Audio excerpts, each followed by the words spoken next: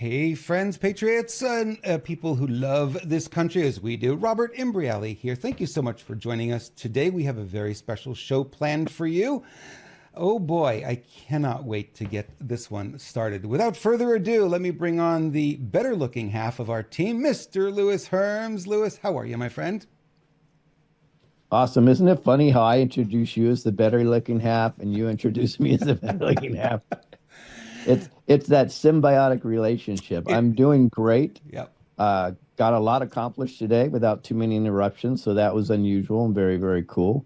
We're working hard for we the people in the background and in the foreground, so it's all good. It's all good. I have working on with two great people, and we're going to put out a another 30-day prayer out on my platform starting tomorrow for those of you that are asking again.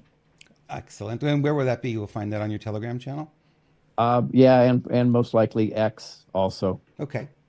Excellent. For those of you who don't know how to find Lewis, screwbiggov.com is how you're going to find him.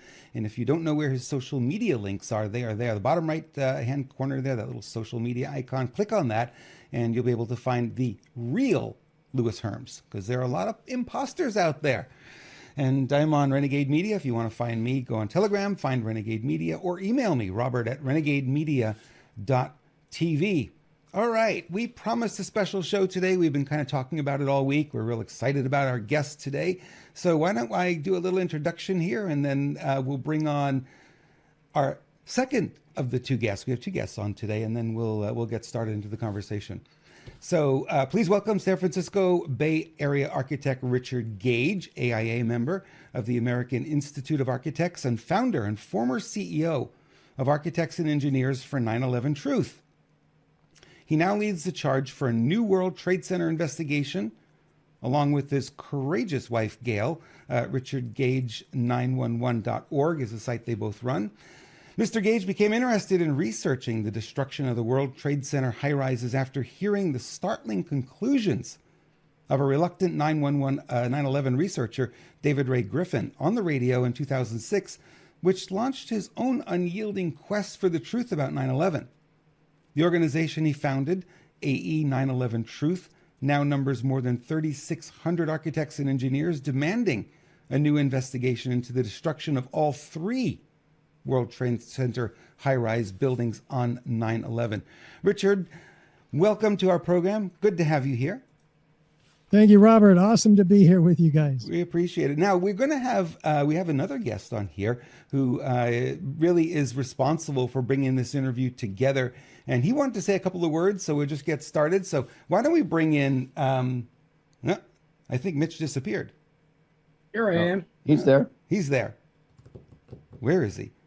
He I moved. see him. He moved around when you were talking. Okay. Well, now I have to reset the shot. You see, I don't know what happened to him. I shuffled in and shuffled out. Okay. Well, let me see if I can make you work here. Yeah, I'm not able to bring you up for some reason. What is going on here? All right. Isn't this where we play the Jeopardy music? This is where we play the Jeopardy music. Exactly. It's like, what happened? Mitch Axelrod, go. That's the one. All right, Mitch, you're on. Give us a 2-minute intro to Richard Gage. Thank you, Robert. So I just want to kind of lay the foundation. About 12 years ago, I drove to a marketing seminar by a friend of mine with the idea as a speaker, and I want to get some ideas. And I'm standing at lunch, and I'm looking across the yard, and I see this guy sitting there at a table. And I'm looking, I say, no, that can't be Richard Gage. All right. Now, I had known Richard from his work from 2008. I first got introduced to his work. So I'm an introvert. I'm not the kind of guy who walks up to people who I don't know, but I couldn't walk away. And I walked up and I said, "Are you Richard Gage?" And he kind of looked at me like, who are you and how do you know who I am? And I said, "Could I sit down?" And we talked about why he was there and what he was looking to do. And I so resonated with what he was doing because I knew something was not right. And for the first time, somebody actually talked about the physics and the science. And so I said, whatever I can do to help, I don't know what I can do, but I'm all hands on deck. We worked together for about a year.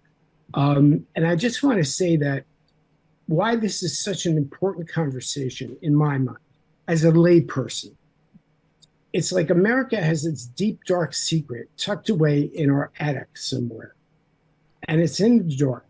And if not for Richard shining a light on this and being persistent and consistent and his commitment to dogged determination to find the truth, as our generation fades, there's not going to be anybody else left to talk about the experience of it. And so I really feel it was like serendipity. On my drive home, I said, I went to that seminar for marketing, but I really was meant to be there to meet Richard. And it kind of gave me a purpose that I was going to make a little contribution. And so I felt like serendipity called again when I ran into his texts and his tweets. So I called Robert, I called Richard, and here we are today. And I would just implore anybody who's watching and listening, help him shine the light, because we have got to open this box and look at what's inside and come to grips with it if we're going to really be able to move on as a country. So with that, I would say, Richard, thank you. You have my respect, my admiration, and I'm thrilled to see you again. And so with that, I say it's all yours. Thank you so much, Mitch. Richard, welcome to the program. Good to see you. Fantastic to finally meet you. Like I said, we've been following you on X for a while, and the stuff you're putting out there is really eye-opening, and it really bears, like Mitch said, to shine the light on it. So where shall we begin with World Trade Center 7? That's the one that's the interesting one. Are you sure you want to talk about World Trade Center 7, yeah, Robert? I think that's the one that is the most puzzling. It's like, why would a building collapse that wasn't hit by an airplane? Oh, yeah. Okay. You talked me into it. Yeah, I go figure, right? Yeah. Introduction, Mitch. Thank you so much. Great. Well, I don't want our audience here to be the last to know. I felt like I was the last to know back in 2006. I mean, there were no other architects and engineers talking about this problem. Not just the Twin Towers, as you mentioned, but the third tower that came down on 9/11. Most architects don't know anything about it. This is extraordinary. I'm one of 90,000 members of the American Institute of Architects. We didn't get one bulletin on this there to make that happen. That was a lot of information, Richard. Thank you for that. I'm just looking in the chat room and seeing people. I warned you. People are really enjoying getting the kind of the overview. So that's the big question that Lewis and I have been, having this conversation about 9/11 for so long. It's like, okay, where does it go from here? We've got the evidence. You've got all the receipts. As a great presentation. Anyone looking at that would probably say, yeah, this was an inside job. What's next? Yeah. It's hard to come to any other conclusion. Yeah. What's next is getting the word out, right? That's what you guys are doing so well, Robert and Lewis and Mitch. We've given everybody the information. Now, what are they going to do with it? Just real quick, I have somebody that was actually on your team. Let's just put it that way. He goes by the moniker of ENG Anon, and he says he's a friend of mine. He says, "Say hi, and I am a brother, but structural engineers are the alphas." Laugh out loud is what he said. Yeah. He was texting me while you were on, because he's watching it live right now with us. So, with the implications of this now.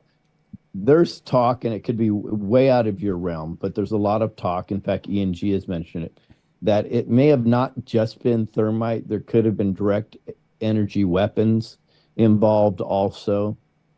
Do you have any thought on that? And I know you're going from a very analytical standpoint, but I'm just wondering what your thought process in regards to that is.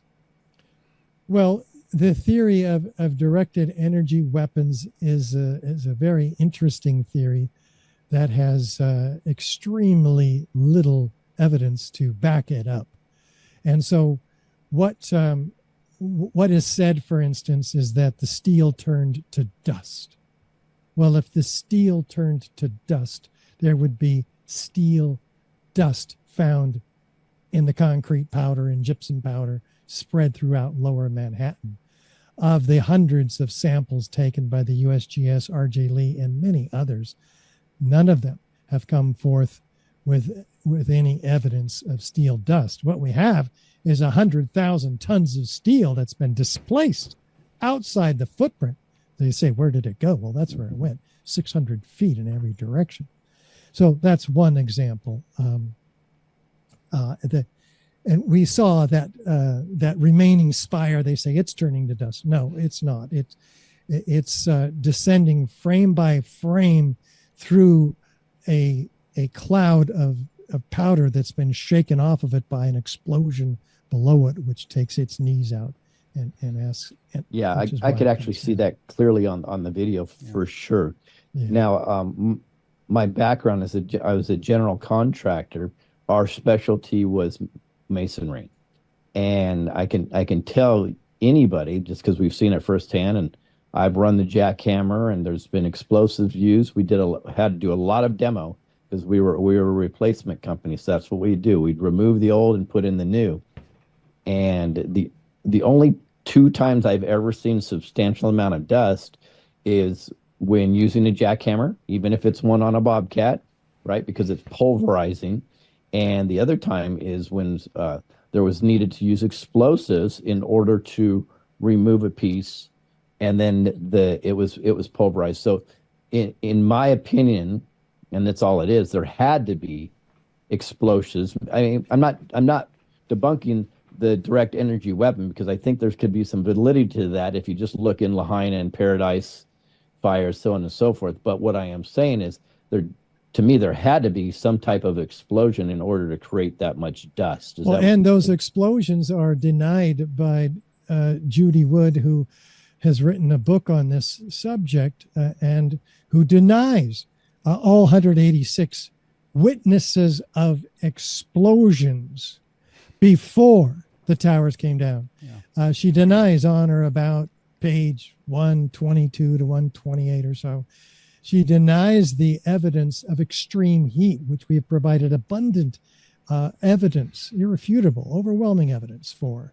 So when somebody denies the very basic forensic evidence that we've spent 18 years compiling and presenting, and then provides a theory for which she really provides literally no evidence for, then I have to be reasonably suspect about that effort and that person. Yeah, and a question for you. So I know protocol is to use rebar when you're pouring concrete. I'm assuming that even between floors and pillars, in fact, I know on the pillars they use rebar, which when we've demoed that, we always see very large chunks coming out of it. We don't see a pulverization and just as much dust as they're talking about here, especially when you're saying 3 inches across everything. And we've seen a lot of dust because I've been in the midst of major demos with major bobcats running hammers. So we've seen it, but when there's rebar, generally it breaks up in chunks in between the rebar, and rarely do we ever see the pulverization of concrete, even in extremes. Am I off balance on this? No, but if there were explosively engineered nanothermite sprayed on the bottom of the metal decking of all of the floors, which are only 4 inches thick, and that could have had the explosive brisance to shatter and pulverize not only the metal pan underneath, but the concrete itself, then that has to remain a possibility until disproven. Right. Yeah, I would go with that. Now, there's a theory with amongst, let's call it the conspiracy. The fact it's because they knew there could have been top secret information that they knew any day they might want to pull that down. What's your thought process? I know there's no evidence of that. Do you think that's possible that could have been built when the building was installed? I don't. Most engineers, and even in the 9/11 truth movement, the researchers, and there's hundreds of them, don't believe that explosives would have lasted, or certainly incendiaries, which are essentially iron oxide and aluminum powders. So, no. And we do have evidence of operations that could have been black operations to place and plant and secure these explosives in the months and year before 9/11. Yep.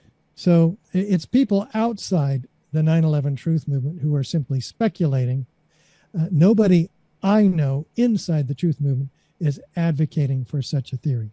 Got it. And we do, it appears there was evidence of Israeli art students doing some really crazy stuff with inside there, and we saw some boxes that indicated that could have been more like C4 that could have been planted also. Not C4. Those boxes. C6?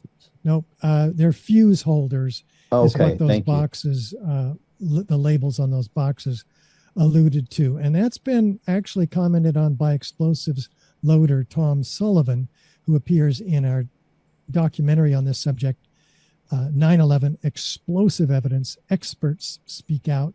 You can find that at our website, right on the front page, actually. Richard Gage, Tom corroborated that, then you're saying? Yeah. Richard Gage 911.org is where that documentary can be found, and Tom appears in it. And he's not corroborating that fact in that documentary, which is older, but he has since said, yes, those fuse holders could have been used. Now, of greater import is the coincidence of Israeli and Austrian art students under the Gelatin Project and the E-Team in the 91st floor of the North Tower, having access with gear that could be used to descend into the hoistways of the elevators, which are immediately adjacent to the core columns and beams in the building. It certainly must be investigated. After all, we do have 5 dancing Israelis who were arrested and who were holding a lighter up to the falling building and dancing and singing to each other as the towers were coming down. Mm-hmm. The FBI has a whole partially unredacted, declassified set of documents that shows that they were Mossad. They admitted they were there to document the event. Well, how do they know about it in advance? We can't get our government to follow up on any of that. Wow. Well, of course not. And then lastly, and I know this is completely speculative, and it's hard for engineers to go here. I get it. But do you have any speculation of why Tower 7 was taken down? Like, I mean, specific, in maybe something you haven't told us, or something that you're like, this is things that have come across my desk. Any ideas in regards to that? Well, it's not difficult to speculate. We do have on the 12th and 13th floor in Building 7, which is where the Securities and Exchange Commission was, who lost thousands of files related to hundreds of cases that it was actively pursuing against Wall Street companies like Enron and WorldCom, which investigations would bring down the financial industry itself. Where the worst fires were in the building, where NIST's collapse initiation theory originated and was carried through.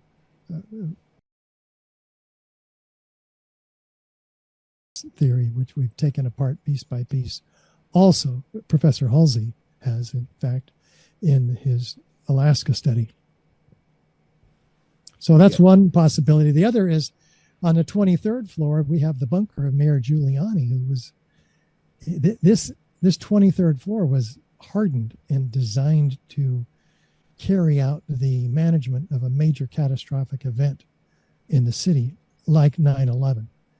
So why they didn't choose to manage the project from there, we don't know.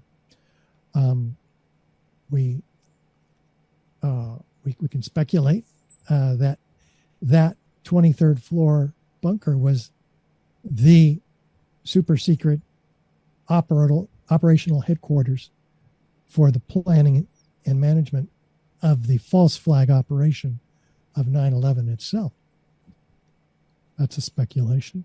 Interesting. Yeah. Okay. That's where I wanted to go, because I've heard these theories and I was curious if they permeated through your network. So I appreciate that. Robert, I think you have a question. I see it on your face. Yeah, I do. One thing that's always been kind of puzzling to me is like you have the detonation happening. Obviously, it's coordinated, synchronized. How in the world did they set all that up? Like you said, these Israeli students, as Mossad, had access to the elevator shafts and were able to climb up and down those shafts to place those fuse holders in there. And there has to be some control mechanism somewhere to get those explosives to go off in sync to take the buildings down. Most people in the 9/11 Truth Movement, researchers, I haven't researched this myself, but they do believe, and I do believe, that they were wirelessly controlled, which has been easy to do from the 90s forward. Mm-hmm. So that you don't need miles and miles of detonation cord. So be that as it may, there's a speculation there. The team of 8 international scientists who studied this nanothermite doesn't know how it was applied, doesn't know how it was charged or detonated. There's just a lot of unknowns still here. But the fuse holders could detonate it, right? That's what that was designed to do. No, that they just need a fire, a spark. How does it... fuse holders are plastic pieces. They're not, to the best of my knowledge, they're not actually electronic devices themselves, but they hold the electronic devices. And again, we're just talking about boxes that appear in photographs, that appear in the art student's 91st floor location. So there's just a lot of speculation there. Yeah. Still more to uncover, Robert, it sounds like. Could I ask Richard something? You may. Hi, Mitch. Wasn't it, I heard somewhere that either Bush's cousin, Norman Bush, if I remember, had some sort of security contract. Well, here's how it works. We have Securicom and Stratosec, the operative company running the security in the World Trade Center, in a contract that ended, curiously, on 9/11, very curiously, or the day after 9/11. Marvin Bush, a Bush brother, and Wirt Walker III, a Bush cousin, were on the board of those companies. So we certainly have to have an investigation of the security company. And it's eyebrow raising that we have those connections. And the amount of pre-planning that would have to go into something like this, any sense of the comprehensiveness and the advanced intricacies, because obviously 5 dancing Israelis could probably pull this off. Any thoughts on that? What it would take to actually orchestrate something if it was pre-planned? We're talking about hundreds of operatives and months and years of work to make it happen. Absolutely. Okay. Talk about a conspiracy. Yeah, it's a big conspiracy. Yeah, I'm surprised. A lot bigger than the official conspiracy. I'm surprised we're so far in and we don't have answers. I'm not surprised at all. Yeah, that's part of the cover up. In fact, if you had hundreds of operatives that's covering it up, that's just the way this works. Is I've studied false flags for decades, and I can tell you there's more people covering it up that are actually participating, and it's pretty sick.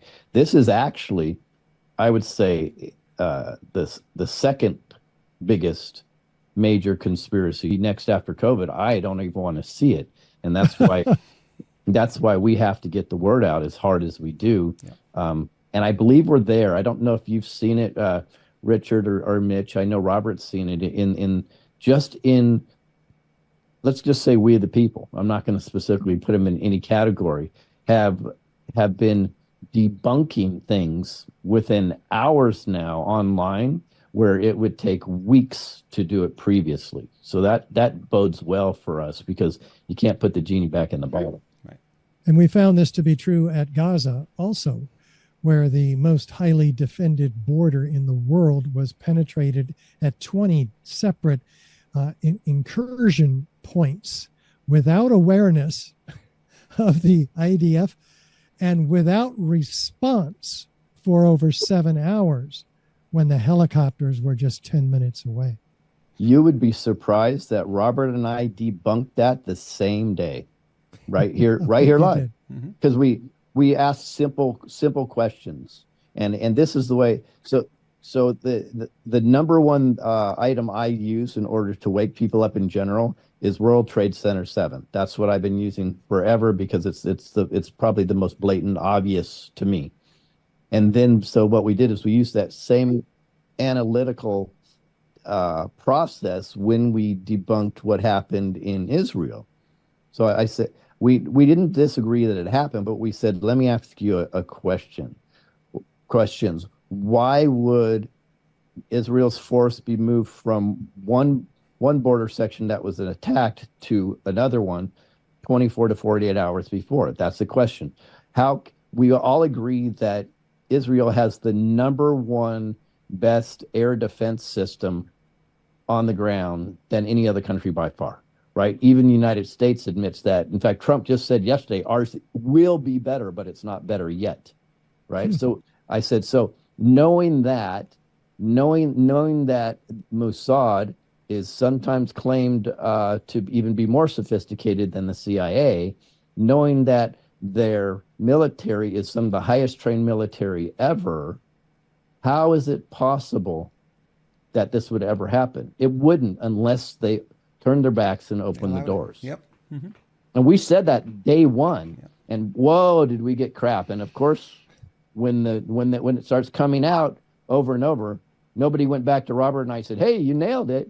Sorry, guys. Yeah, like that 40-page paper that came out from the New York Times that they said the IDF has had this for a year, and it's a complete battle plan from Hamas. And the IDF had it for a year and did nothing with it. Bombs that they were building on the other side of the border, yet Mossad and the IDF had no idea that they were there. Well, that was the first clue, right? So that Saturday morning, October 7th, when it happened, I heard, there's 1,000 missiles that were flown from Gaza into Israel. And I'm like, there's no way. There's no way they wouldn't have known that those missiles were set up and ready to go. Even though they're rudimentary, they're made with, irrigation pipes and all that kind of thing. Yeah. It could have been bottle rockets and they would have known. They would bottle rockets and would have known. And then to think, okay, then there was 2,000. Then all of a sudden it was 5,000. I go, nah, there's no way. They let this happen. Right? Yeah. And there's no pictures of showers of such magnitude. Yeah. Right. Showers Beautiful. of rockets. Well, Robert, what do you think? I think it was a lot of fun. I think I was looking at the comments in the chat, and people are going to share this out because they really like the level and the depth of the content. Richard, thank you so much for joining us. Richard, Gage911.org is where you want to go. Find out more about Richard. Find out more if you want to dig into this topic. He's got webinars on there where you can dig a little bit deeper. That goes, he could have gone on for another 3-4 hours, I'm sure, because he's got so much depth. If you're into this kind of thing and you want to learn more about it, that's where you will go. Richard, thank you so much for being part of our show today. Yeah, thank you so much, Robert. And thank you, Lewis, and Mitch, too. Thank you. And just so you know, guys, we have about a 3-minute outro that plays before we can reconnect with you. Yeah. Well, we can reconnect right after the outro starts. Right. It's not a problem. That's right. You'll do it. Shut it down. Good night, everybody. We appreciate you. All right. Let's see. Yes, we can.